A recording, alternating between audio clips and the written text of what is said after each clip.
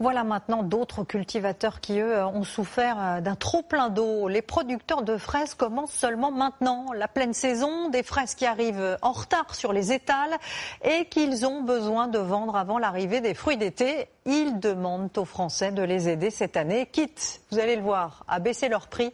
Alexandra Vieira et Christophe Brousseau.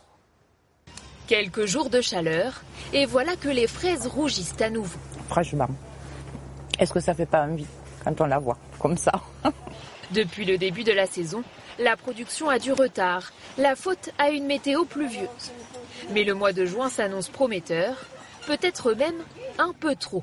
Ici, on récolte désormais 2 tonnes de fraises par jour. C'est 2 fois plus que la semaine dernière. Et il faut maintenant réussir à les vendre. On se retrouve en concurrence avec les produits IBDT, abricots, pêche, nectarines, tout ça, melon. Donc est-ce que la consommation va répondre présente ou pas?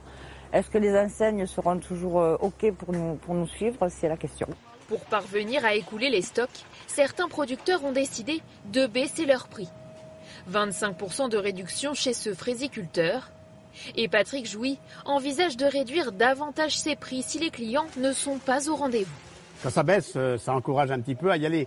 Et on n'est pas à l'abri que la semaine prochaine, on casse un peu les prix encore plus. La vendre moins cher, c'est mieux que de la jeter. Une bonne nouvelle pour les consommateurs.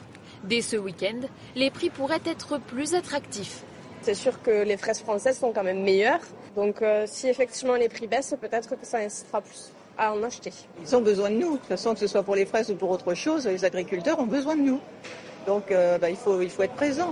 Dans ce supermarché, on joue le jeu. Les fraises sont installées dans un endroit stratégique.